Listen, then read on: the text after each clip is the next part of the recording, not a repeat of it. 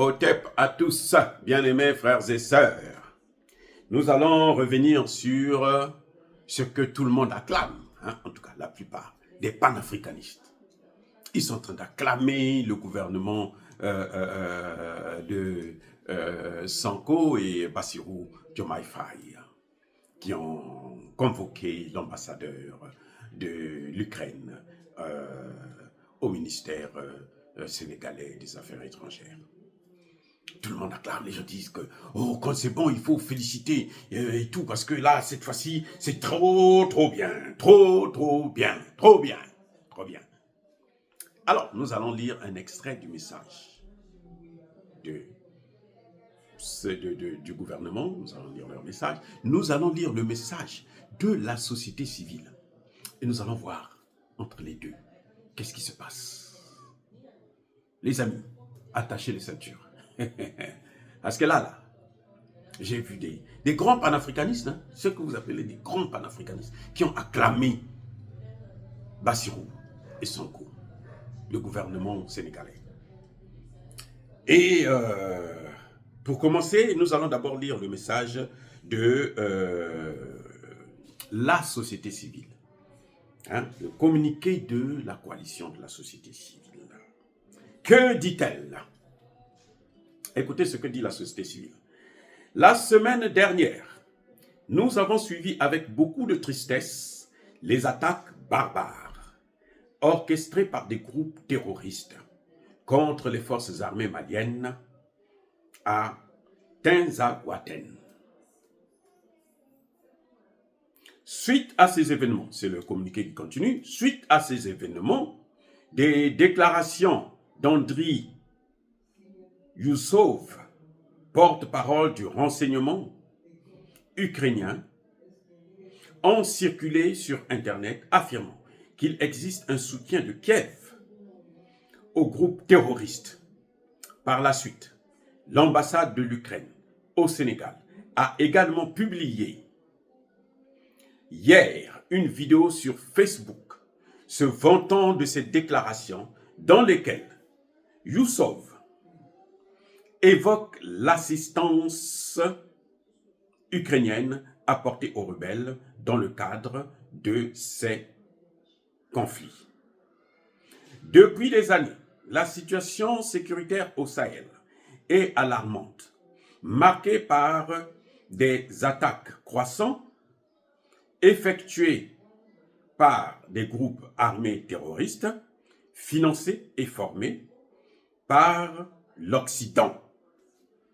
Les terroristes, ils précisent bien que ces attaques-là, cette histoire-là, c'est les Occidentaux, c'est l'OTAN, en quelque sorte. Les terroristes ciblent la zone frontalière du Burkina Faso, du Mali et du Niger, exacerbant une crise humanitaire. Le silence des États africains, un point important qu'ils ont soulevé encore, le silence des États africains face à cette crise est préoccupant. L'inaction pourrait permettre à ces problèmes de s'aggraver, menaçant la stabilité de toute l'Afrique de l'Ouest. Moi, j'allais dire que ça va, c'est pour toute l'Afrique. Ça menace la stabilité de tout le continent africain, en tout cas subsaharien. Nous, organisation de la société civile sénégalaise, dénonçons le soutien de l'Ukraine aux groupes terroristes et invitons ainsi les autorités sénégalaises à prendre leurs responsabilités. En effet, il est inconcevable que la diplomatie ukrainienne établie à Dakar mène une campagne de propagande contre l'État malien ou un quelconque État africain. Bravo les gars. En définitive, nous témoignons notre soutien aux forces armées maliennes ainsi que toutes les forces armées de l'AES. Ça, c'est la société civile sénégalaise qui parle. Bien-aimés frères et sœurs, posez-moi la question de savoir qu'est-ce que j'ai à dire concernant ce communiqué. En tout cas, rien, ou presque. Ce communiqué est parfait. La société civile a rappelé ce qui se passe. Elle a rappelé ce qui peut arriver, le danger de tous les pays de l'Afrique de l'Ouest. Moi, j'allais dire de l'Afrique, y compris le Sénégal. Ça, c'est la société civile qui rappelle. La société civile a dit exactement ce qu'il faut dire. Elle n'est pas contente, elle condamne le soutien de l'Ukraine aux terroristes. Aucun pays n'a le droit de soutenir les terroristes, sauf les pays occidentaux qui ont des intérêts à préserver, qui ont créé eux-mêmes les terroristes. Vous savez que c'est Barack Obama qui a créé l'État islamique avec Hillary Clinton. Bien-aimés frères et sœurs. Mais pourquoi nous, Africains, on ne veut pas comprendre? On ne veut pas voir les faits.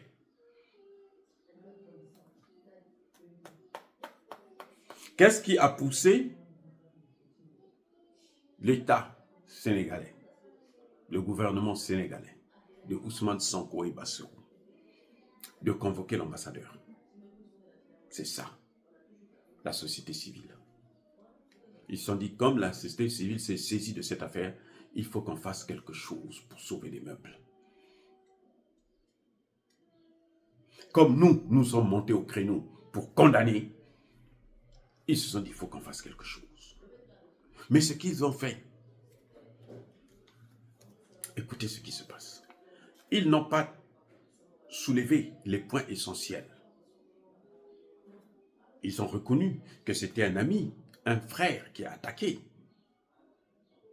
Ils ont reconnu un certain nombre de choses, mais vraiment en marchant sur des œufs.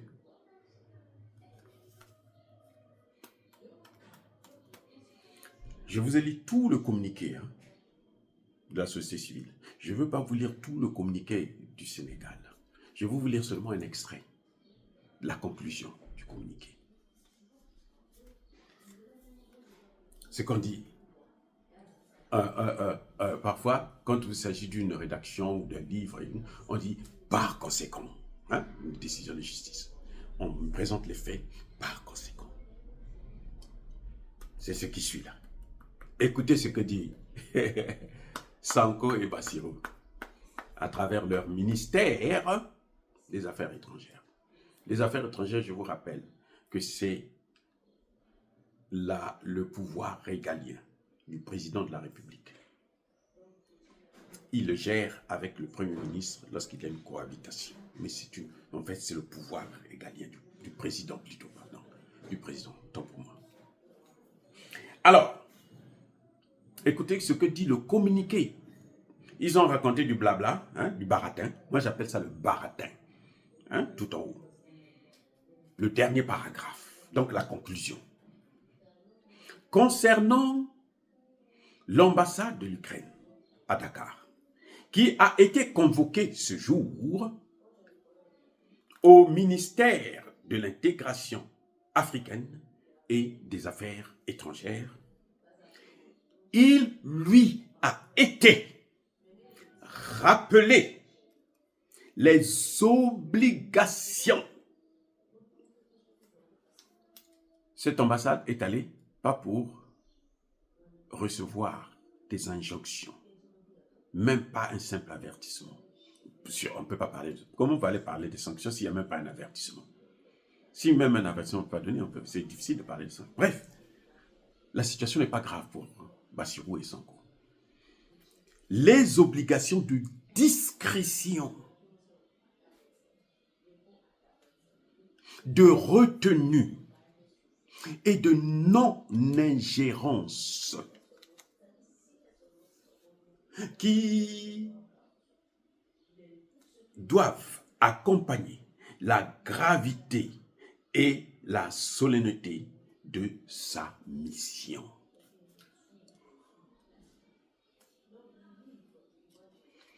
Quand j'ai écouté ça, quand j'ai lu ça, les amis, vous allez encore me critiquer, je m'en fous éperdument. Ce que j'ai lu là, vous savez, ce paragraphe-là, c'est le dernier paragraphe du communiqué du gouvernement. Le dernier paragraphe. Ça veut dire quoi? ce que j'ai lu là, ça annule tout ce qui est venu avant. La priorité du gouvernement de Sanko, c'est ça. Les amis, c'est triste. Vous savez, je suis triste de vous parler de ces choses-là. Mais il faut que je vous en parle parce que on dirait que Sanko et Bassirou se disent qu'ils sont trop intelligents. Trop intelligents. Ils sont plus intelligents que tous les Sénégalais, tous les jeunes Sénégalais là qui sont allés à l'école. C'est comme ça qu'ils nous ont manipulé que Macky Sall n'avait pas droit à un troisième mandat. Ils nous ont manipulés.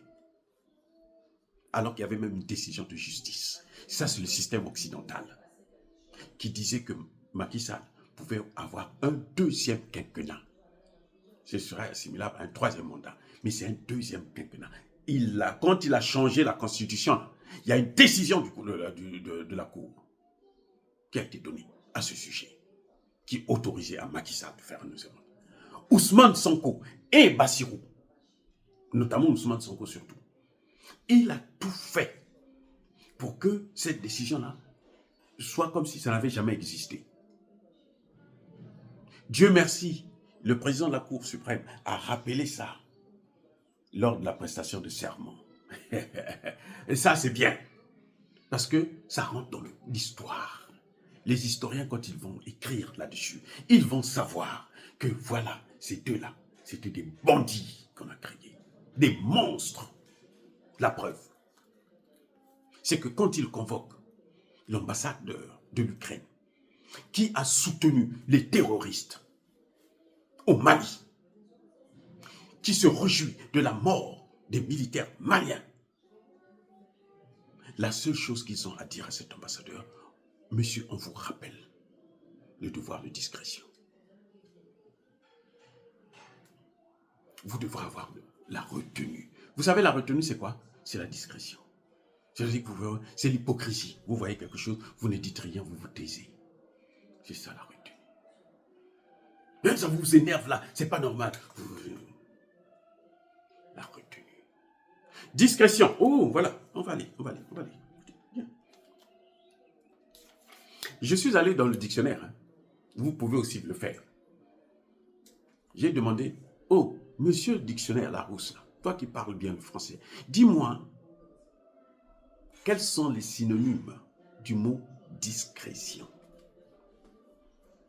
Bienséance, circonspection, décence, délicatesse, prudence, pudeur, réserve, le devoir de réserve, retenue. Donc, dans le discours, là, dans le communiqué, là, il y a même une tautologie. Retenue, là, la retenue qu'ils ont dit, là, c'est la discrétion. Savoir vivre. Et puis quoi? Ce qui a plus attiré mon attention. Le tact. La discrétion, c'est le tact. Donc, vous faites quelque chose avec intelligence sans qu'on ne vous arrête. Vous faites l'hypocrisie, ce qu'ils appellent la diplomatie. Voilà ce que Ousmane Sonko conseille, Bassirou conseille à l'ambassadeur de l'Ukraine. Non, ne venez pas parler sur les réseaux sociaux parce que la jeunesse sénégalaise, là, qui aime bien ces militaires qui ont pris le pouvoir dans ces 3 pays du Sahel, va se fâcher contre nous. Donc faites l'hypocrisie, faites comme si vous n'étiez pas dedans. Laissez le président ukrainien parler. On n'a pas appelé pour dire, mais attendez, comment ça se fait-il que vous soutenez des terroristes alors que vous venez ici en Afrique et vous savez que ce pays-là, c'est un pays frère. Ça, ce sont nos frères. Entre ces 2 pays-là, Mali, Sénégal, là, vous avez des parents qui y vivent. Ousmane Sonko et Bassirou convoquent l'ambassadeur pour lui dire, lui rappeler le devoir de non-ingérence dans les affaires intérieures d'un État. Là encore, j'ai des choses à dire. Les amis, souffrez que je donne mon point de vue. Maintenant, je veux que vous argumentez sur les mots que j'utilise, si c'est faux, sur la technique scientifique, quand on rédige un rapport, quand on rédige un livre, quand on publie un article,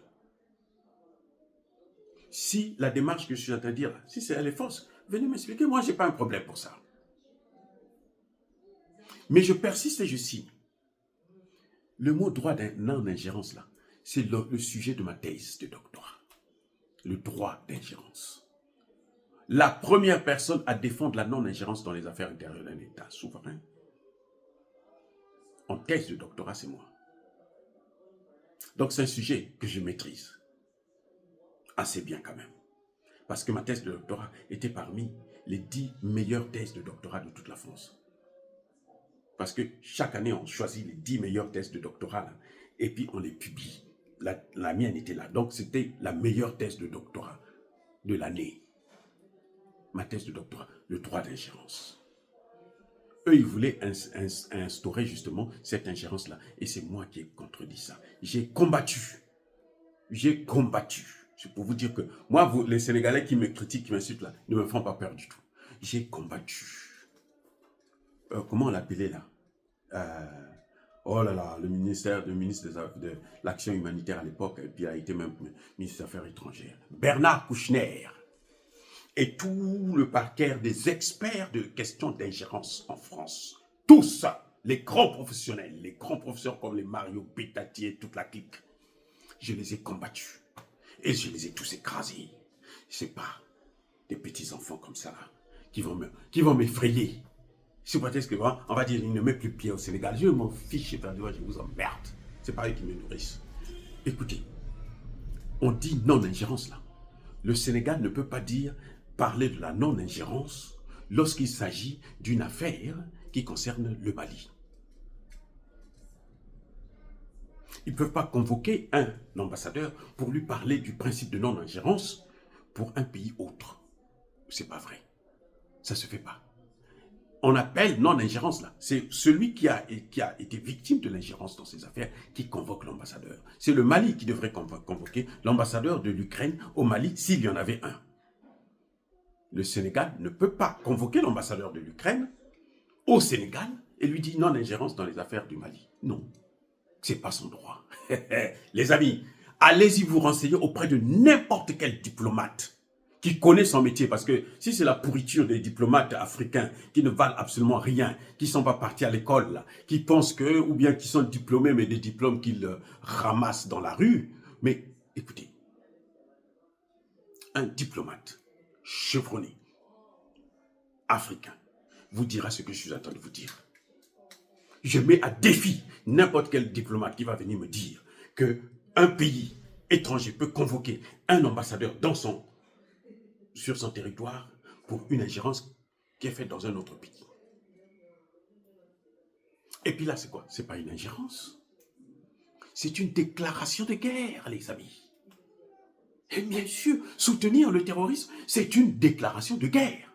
L'Ukraine a déclaré la guerre plutôt contre le Sahel, contre le Mali. Donc, lorsque le gouvernement sénégalais convoque cet ambassadeur, c'est pas pour lui dire « Non, écoute, fais-le avec intelligence. » Le tact, c'est ça. Fais-le avec intelligence. La discrétion, c'est ça. Fais un peu d'hypocrisie, mon cher ami. Non. C'est pour lui dire que « Mais vous avez déclaré la guerre à mon frère. Donc vous êtes en guerre contre moi. Voici la sanction. » Cet ambassadeur-là devrait avoir au moins 72 heures pour quitter le territoire ukrainien et plutôt sénégalais. C'est des sanctions. Regardez la société civile. Le discours de la société civile, je vous ai dit, je n'ai rien à dire.